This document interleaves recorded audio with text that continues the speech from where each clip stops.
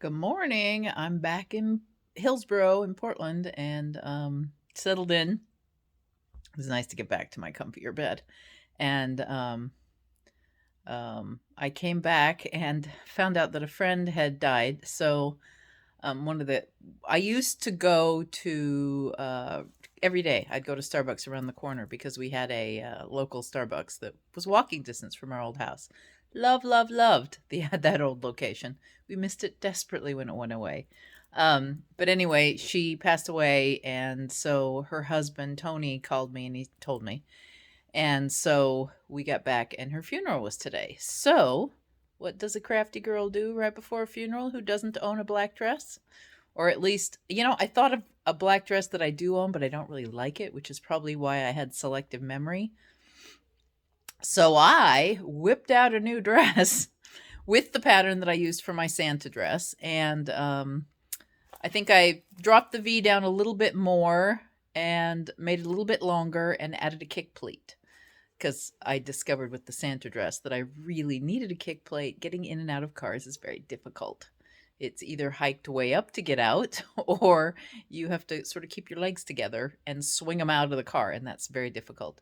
So I produced this black sheath dress yesterday. Made the whole thing yesterday. It's interesting because I went to bed at I think I finished it at 12:30 p.m. Now I didn't start till noon, but how do you guys feel about this? Whenever I produce something, and granted I did this quick, but whenever I make something, there's always some flaw that I kick myself over. Oh, I don't like that. Oh, I don't like that. And when I give it time, I come back to it and I'm like, oh, I really like this. But at first, I think it's because you're too close to it. I think painters suffer the same thing, is they don't really like their art and then they walk away for a week and then come back and go, oh, that's pretty good. I like that. So anyway, my hem, which I don't even know how this happened. My hem is, I had to do a much wider hem on half the dress than I did the other half of the dress. Now I'm wearing the dress, it's straight.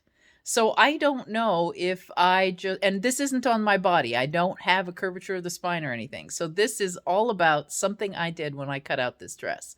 Only there's a front and a back, and I cut them out at the same time. So I don't know if I angled the bottom.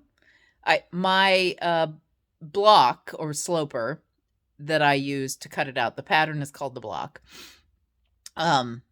I do have to extend it for my hemline. I just did one that was like a short mini length. Maybe that's it. I don't know.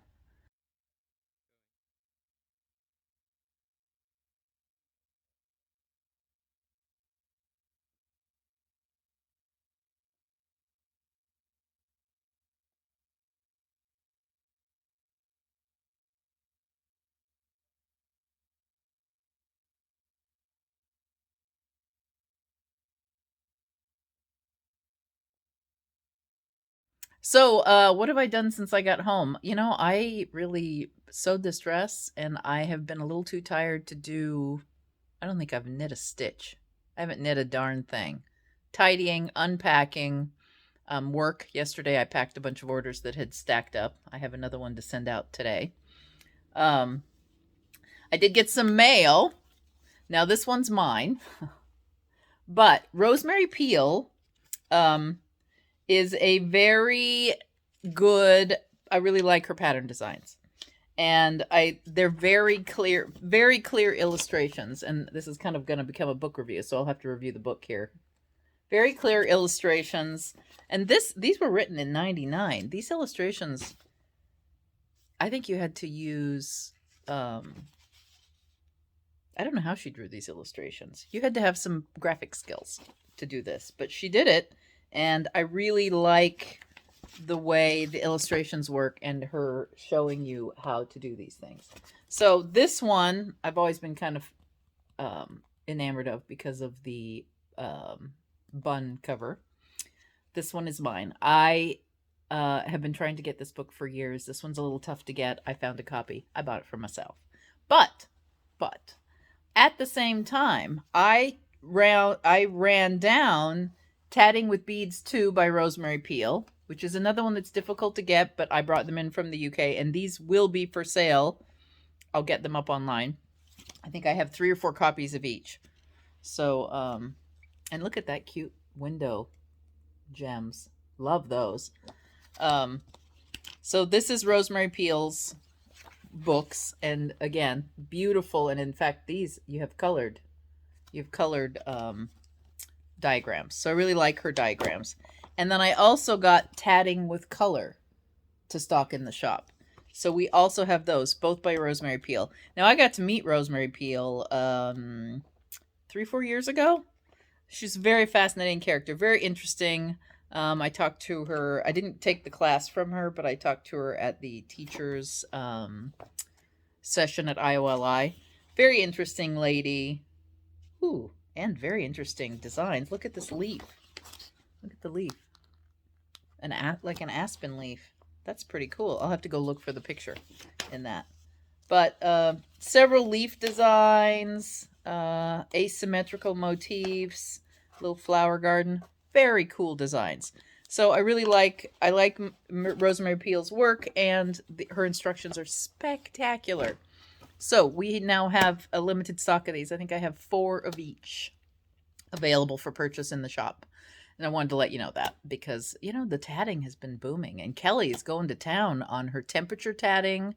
I have finished my second motif, and I think I've already uploaded that video. My second motif for the crochet flower temperature blanket. I started a week early. And then did some sewing, and I'm working on our slow yarn crawl pattern, and I got yarn because I have to do a crochet one for another store. I have to do a crochet one for our store. Oh, so much happening this spring. Plus, February is coming up. We have the Winter Lace Conference where I will be, and Kelly will be, down in south of Los Angeles. And then I will be at a trunk show working with Kokomo with my soft Donegal. I'll be at that trunk show up in Port Townsend in March for their retreat. And then what else is on the junket? Spring break, I get to go to Washington, D.C. with my grandson, as long as this COVID thing slows down or everybody gets it, whatever the case may be. And then I think that's all I have on my list. We discussed doing some other shows. I'm just a little reticent to book myself and buy tickets for anything at this juncture.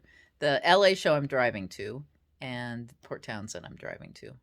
But that's all that's happening. The other thing you're going to get in this video is I made split pea soup yesterday, and it is tasty, delicious. I had a hankering for some split pea soup. I haven't had it in, I don't know, 8 years at least. So I'll put the recipe in the info below. I just have little snippets of it because my phone was being cantankerous. So you have a couple of shots of me cooking and talking about the soup. And I'll have some for lunch today because leftovers are the best. It came out super thick, so I think it could use some brothing up a little bit. But I'll probably do that today, and then I'm going to freeze it to have later. And then next is chili. I also had a hankering for chili while at the grocery store, so I'm going to make some chili con carne too next. Anyway, that's it for me today. I hope you're having a good week, even though it's winter. The weather's not too bad. I walked out in this jacket today, and it's fine. Not too cold. I am getting used to long pants and socks, though. Yeah, that's it. Busy. Always busy for me. I think I left Tucson when it got sunny. But I also left Tucson when some of my neighbors came down with COVID, so I think we had a lucky escape. So far, knock on leather, because I'm in a leather chair. Knock on wood, David and I have been perfectly healthy and didn't pick anything up on the drive home. So, yeah, that's today for you.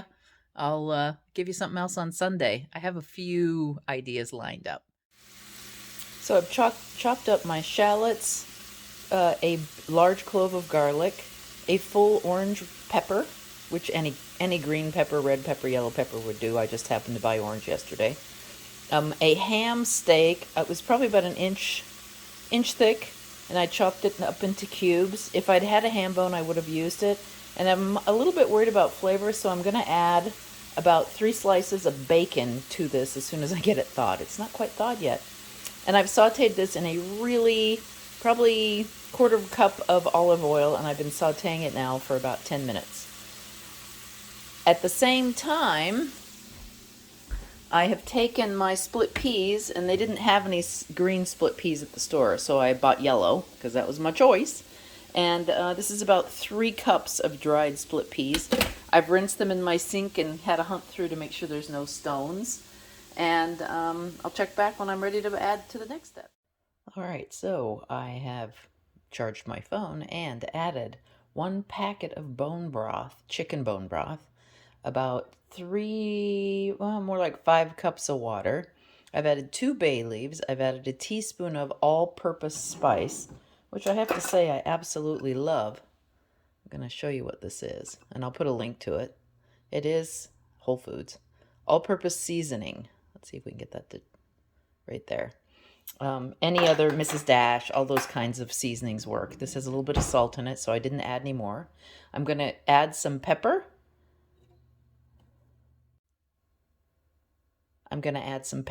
And I've added about 3 cups of split peas and poured that all into my sauteed vegetables and ham. And I also added a decent chunk, about 3 slices of bacon. All right, 4 hours on a low simmer with the lid on, and I have tasty, tasty split pea soup. It is perfection. Hey, it always helps us if you like and subscribe to this channel. The more people we have like and subscribing, the more we can do these, the more it's worthwhile to do these videos. So Kelly and I both appreciate it if you subscribe, if you ring the bell, if you leave us a comment. Oh my goodness, leaving comments, I love so much. I go and read them all the time, and I respond to all of the comments. So definitely leave a comment and let us know what you're making. What are you doing? What do you want to see? Do you want us to show you how to do something? Believe me, between Kelly and I, we are jacks of all trades. I do everything, and so does Kelly. And what Kelly doesn't do, I do, and what I don't do, Kelly does. So leave us a message and enjoy. I hope you like the channel. Bye.